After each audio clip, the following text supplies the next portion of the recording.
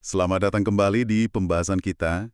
Hari ini kita mau gali lebih dalam sebuah renungan dari Sabda Bina Umat GPIB.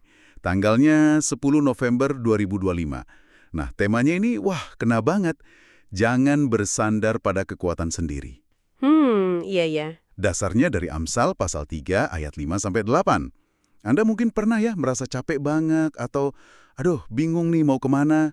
Nah, renungan ini siapa tahu bisa kasih perspektif baru nih. Betul. Kita coba bedah bareng yuk, apa sih artinya jangan bersandar pada pengertian kita sendiri? Tapi pakai bahasa yang gampang aja ya.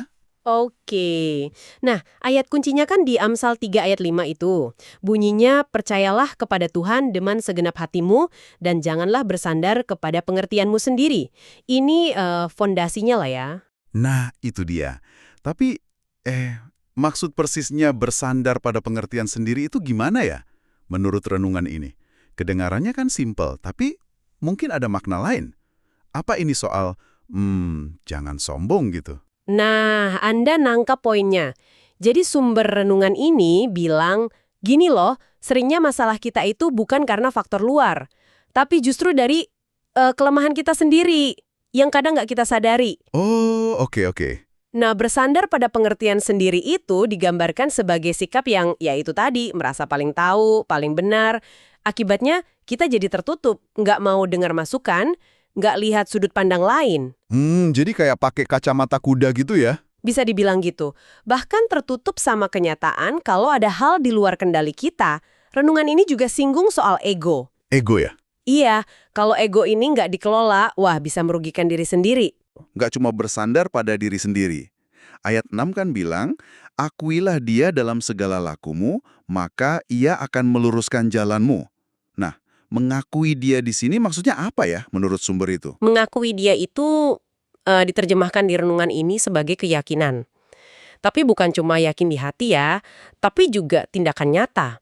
Kita percaya kalau Tuhan itu hadir, berperan dalam semua aspek hidup kita.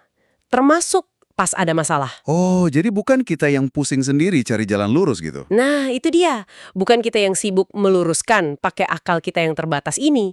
Tapi kita percaya ada tuntunan ilahi yang menata langkah kita. Biar jalannya benar dan aman. Ini soal penyerahan kendali ya jadinya? Betul sekali. Penyerahan kendali. Menarik banget nih. Hubungan antara menyerahkan kendali sama arah hidup yang lurus. Terus ada janji di ayat 8, ini agak mengejutkan sih. Itulah yang akan menyembuhkan tubuhmu dan menyebarkan tulang-tulangmu. Kok bisa ya? Kepercayaan kayak gini efeknya sampai ke fisik. Renungan ini gimana jelasinnya? Nah, ini bagian yang menurut saya relevan banget buat kita sekarang. Sumber renungan ini melihat kepercayaan penuh pada Tuhan, bukan pada diri sendiri ya, itu sebagai sumber pemulihan. Pemulihan fisik juga? Iya, coba bayangkan. Kalau kita terus-terusan bergumul pakai kekuatan sendiri, kan capek banget ya. Mental, fisik, kena semua. Iya sih, bener juga. Apalagi kalau lagi banyak pikiran, banyak info masuk dari mana-mana, medsos misalnya. Nah, kata renungan ini, kalau kita bersandar pada sesuatu yang lebih besar, ada semacam penyegaran yang datang. Kayak menemukan sumber kekuatan baru pas kita lagi merasa kering gitu. Oke, masuk akal sih. Dan ayat 7 kayaknya memperkuat dasarnya ya. Janganlah engkau menganggap dirimu sendiri bijak, takutlah akan Tuhan, dan jauhilah kejahatan. Ini balik lagi ke soal kerendahan hati ya. Sadar kalau kita nggak punya semua jawaban. Tepat sekali. Kuncinya di situ. Kerendahan hati, jangan anggap diri bijak, itu yang memungkinkan kita untuk bisa takut akan Tuhan, yang artinya lebih kehormat dan kagum ya, dan kemudian baru bisa mengakui Dia dalam segala laku kita. Jadi nyambung semua ya ayat-ayat ini. Iya, nyambung. Jadi intinya renungan ini tuh ngajak kita geser fokus. Dari yang tadinya andalkan pemahaman dan kekuatan diri yang terbatas, pindah ke percaya pada tuntunan ilahi. Dan hasilnya, menurut Amsal yang ditafsirkan di sini, Bukan cuma arah hidup yang benar, tapi juga pemulihan, kesegaran jiwa dan raga. Itu tadi, menyegarkan tolang-tolangmu. oke. Jadi kalau dirangkum nih ya, pesannya itu kayak undangan ya. Undangan buat mengakui keterbatasan kita, untuk rendah hati, terus secara aktif milih percaya sama panduan Tuhan. Betul. Daripada ngandelin diri sendiri melulu, apalagi pas lagi capek, bingung, atau hadapi tantangan berat, gitu ya. Persis. Nah, mungkin sebagai bahan renungan lanjutan buat Anda di rumah nih, coba pikirkan ini deh.